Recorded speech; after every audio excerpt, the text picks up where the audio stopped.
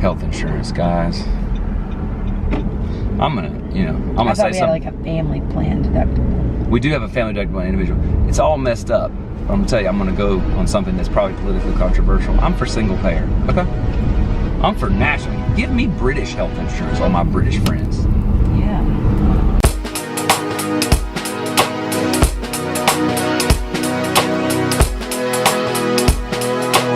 Hey guys, before we get started, we're going to do a live stream, which is Friday, September 15th, 2017, around 9 Eastern. We're going to put 9 Eastern on the Facebook event, but it just depends on when we get done with the grocery store.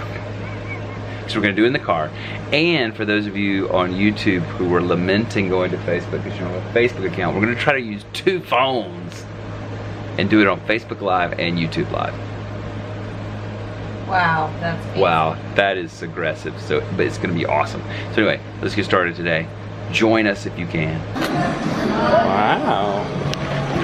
I know. Let's see. We need to go to. I know, baby. Not the alarm. Let's see. Let's go to 7. Good job.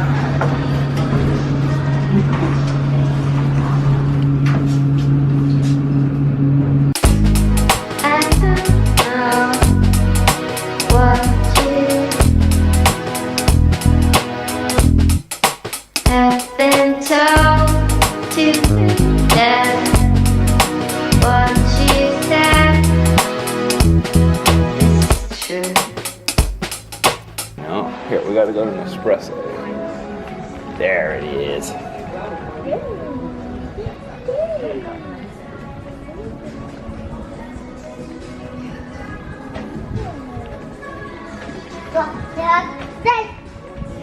I know.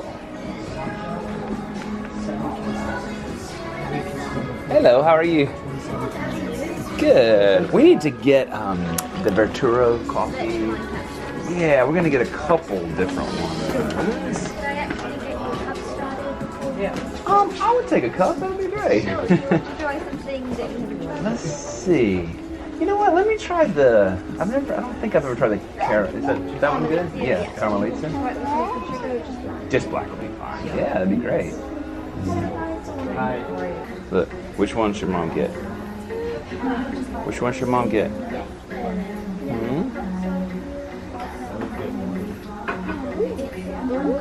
Yeah, that one. That's a Hazelina. Your mom loves that one. Let's see. I'm good. Let's do that. Let's do a sleeve of that. That'll be good. Happy Thursday! Mommy doesn't feel good. Harper's prone to, just as a heads up, just like burst out in a scream. Although he's been good, it's just he's having some toddler moments of just like, I love life. Ah! Telling Harper, I mean, there are lots of adults who would like to be able to do that as well, but we all feel that way on the regular. But part of being an adult, or growing up, I should say, because he's obviously not near an adult. Right, part of our job is to help him learn not to do that when he feels that way. Right? Yes. Or just tell us what you want, dude. Yeah, that's what we get to vlog a lot on the bridge and all because there's usually traffic. Yeah. But right now there's not. Yeah. But that's a problem for vlogging. Right. Which is okay, because Mommy doesn't feel good, so we don't want... Daddy's excited because how many more days left, Dad? Of what? Whole 30? 5. If you want to count today, 6, but Sunday is our last day, the 30th day. I'm gonna have a small treat on Sunday and then go right back on it. I'm gonna go right back on something. I don't know if I'm gonna do Whole 30 though. I may just count my calories again. I lost another 2 pounds. Yeah! Last couple days. Whole 30 just really works for me. Whole 30 works really well for you. I mean, it's weird because, and they say this about Whole 30, I've only lost like 3 pounds, which is very unusual for me when I really get serious about something.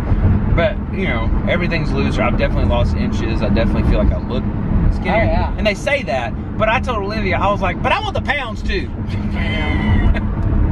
But you look skinnier than you have in a long time. I do? I think so. It just, the thing about Whole30 that's just so great is it really just leans you out. Yeah, You just, it you does. look really healthy.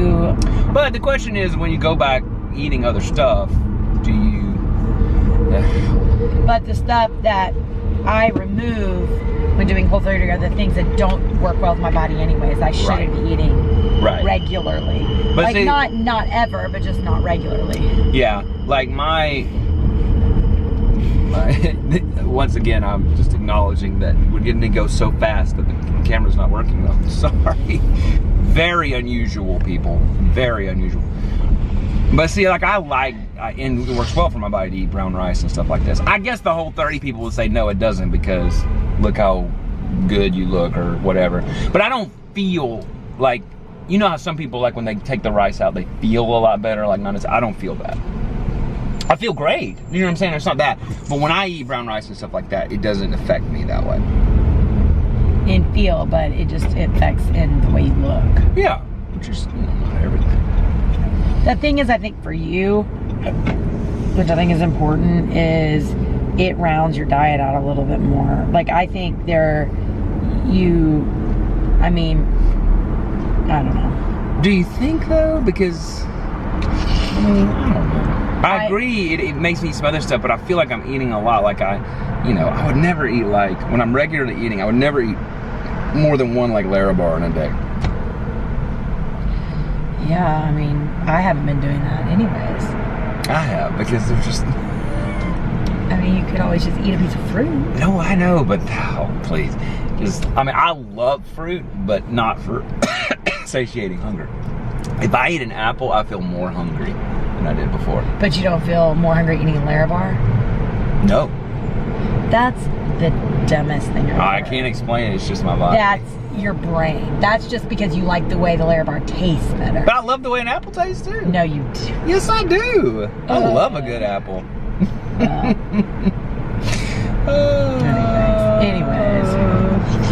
Anyways, but I'm just extra crabby anyways because my throat hurts. That's okay, I know. Feels like I've got like ninjas with blades in my throat right now. No.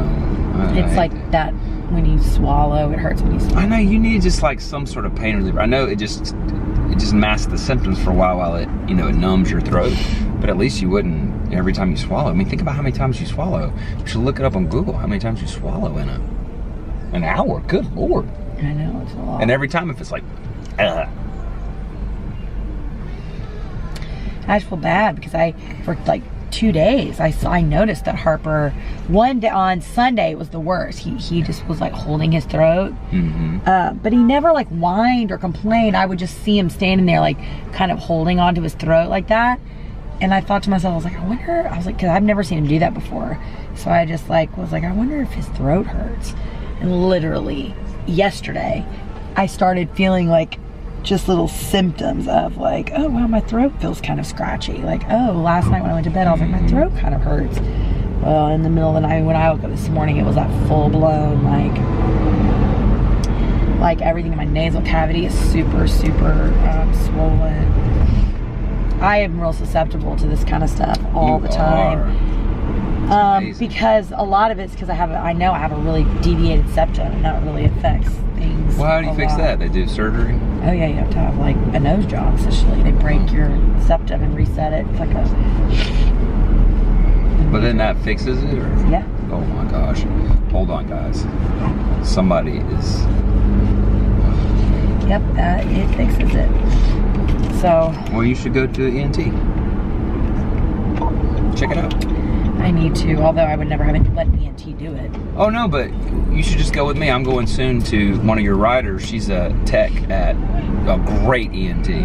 Because I got to get my ears cleaned out. Because see, my ears build up in wax, but then they also, like I wear in-ear monitors at the church, so it pushes it all the time every week. Every week I'm wearing them. So it hasn't been that bad during my sabbatical, but as soon as I started wearing them, I can tell I have a little blockage. So, but man, if you ever have that problem and you go get your ears vacuumed out of the ENT, it's the greatest thing ever. I mean, it's like supersonic hearing when you leave that office. Like I can hear every little thing. It's amazing. I don't think I've ever had that done. You haven't? Oh, baby, you just need to experience it. But I don't think my ears are clogged up. Oh, but I think everybody has a certain level of it, and I'm telling you, this cleans out everything. I know my mom does it every, I think twice a year. She does it every 6 months, absolutely. So. But does your insurance pay for that? Oh yeah, it's just like a specialist visit. So on our insurance, it's a $60 copay, but we have a reimbursement from my work on copays up to the deductible. But still, it's worth $60. We've already hit our deductible. No. Harper Ellis is deductible.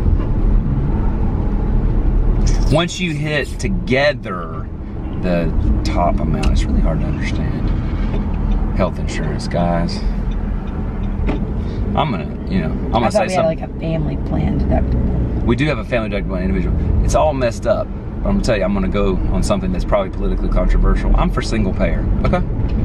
I'm for national. Give me British health insurance, all my British friends. Yeah.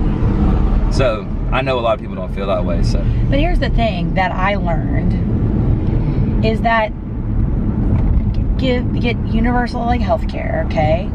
And then there are still going to be doctors that work privately outside of that. Like, totally. Like we did with Harper Ellis. Like, we paid out of our own pocket $18,000. Yeah. $18,000. We're still paying for it. Yes. And it's worth every payment. But we're almost done paying for it. It took us like 2 years to pay. We paid 3/4 of it. Right. Outright, We paid a lot. Okay. Yeah. And it was worth every penny because I had never been pregnant. My history with infertility issues as well, or not infertility, my fertility issues, as well as I had a miscarriage a year before. So for us to have that extra care and that extra attention was worth it. His name is Dr. Albert Sassoon. Yes, like the shampoo. The shampoo or the jeans, if you remember Sassoon jeans. He is he's a specialist. He caters to high-risk pregnancies, but he does not take insurance. And it's like a concierge thing is how they bill it. Oh yeah, like I mean, literally, that man called me every other day. Oh yeah, just to check in. Every visit you had a sonogram.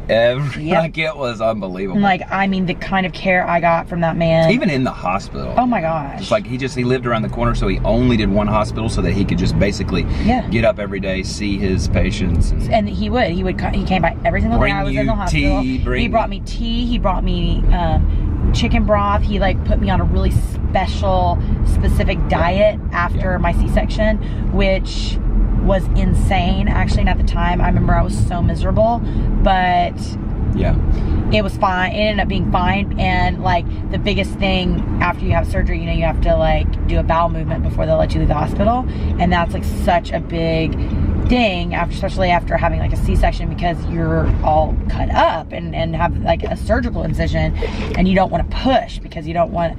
Well, I'm telling you what, that diet he put me on, I mean, it was the easiest. My body just went right back to working. But he was great, and he exists outside the system. Even I worked at HCA, which is in Nashville, which is the largest owner of hospitals in the world. But they even have facilities in Britain, which has the National Health Service, that operate outside the National Health Service. So even though you get free health care, as part of your living there as a citizen, then you still could, if you wanted special attention or a special doctor that would pay more attention to you, you could pay for it if you had the means to do that. That's great. I mean, you could do all that. But my thing is, and this is controversial, I know, but I don't understand how it is that I feel like basic health care is a right. I do. I know people don't, but how can you say if you can't afford it, but yeah, there's a life-saving procedure over here that you just can't afford it, so you shouldn't live? Yeah, that's weird to me. Let me tell you because people don't ever bring this up, but this to me works it out in my mind. We provide universal public education. Can you choose to pay and go to a private school or go to a real fancy school or go to something you want to go? You go to Catholic school if you're Catholic. Of course you can, but you still got to pay taxes for that public school. Absolutely. Because we said many, many, many years ago that the welfare of our country, and it's a moral right that all people should be educated. Well, okay, can we not transfer that to one other thing? I'm not saying everything. I'm not saying everybody should have a super nice house and a super nice car and all. I'm not saying that. I do believe that basic health care. Basic health care, because the technology Because here's the thing. This is the thing that's silly. Is people who can't afford the health care are going to the emergency room. They cannot be denied care. I mean, and which costs way more money. And like, I mean, where one aspirin is like $250 at the, I mean, like, and they can't pay for it. So our tax money, I mean, you're gonna end up paying for it anyway. And more. So yeah. So yeah, why I mean, my not thing is, why not have basic healthcare? Then, you know, you could have this other cottage industry of, you know, doctors that want to make a ton of money. I agree. It would be a huge change to our system. But there's still going to be tons of wealthy people who really didn't need healthcare to begin with that are going to go outside the system anyways, and that's fine. And they have the right to do that, and they should be able to do that if they want to. And listen, I understand the argument of that the government is not good at running things sometimes, but you know what? They might be just as good as better as some of these systems, these corporations. Let's just get honest for a second. They're waiting for you. Oh, they're waiting. Okay. Yeah. So anyway, that's a little digression, but I'm all for it. I mean, I know it would be a huge thing. Like, our taxes would need to go up. I'm not saying whatever, but then you don't have to pay for health care, or it's actually a technical surcharge, so everybody has to pay the same thing, or based on income or whatever, like the way the Medicare and Medicaid tax is. But you take a huge influx out of the corporations wouldn't have to pay for it anymore. So economically, you go to this whole new system where the corporations are going to have a windfall because they're not having to pay for it anymore, which means there needs more taxes on them to pay for it. Right. Like, I mean, listen, this is a trade-off. This whole thing of we want all the services, but we don't want to have to pay taxes. That's crazy. Oh yeah, that's not. I mean, yes, we're going to pay for more, but then, you know, I don't know. Leave us your comments below, because there's so many other valid views. I'm not saying that. Because I know, and a lot of our people who watch our videos are in the healthcare industry. Yeah, so. yeah. Monique, you would have an opinion. I don't want to say, that's just how I've always felt, and I've gotten more strong on that. So I feel like I can say that. I've worked for doctors for years, both in and out of the system. I worked for a plastic surgeon for a long time that's obviously outside of the system. Yeah. And trust me, people still gonna find their money to get their stuff done. So. Yeah, and things like that, elective things, of course, shouldn't be covered. But my point is that, like, he's like, enough talking about healthcare, guys. That's boring. You need to care about it because this really concerns you, because it's going to be, by the time you need to pay for healthcare, is what we're talking about now.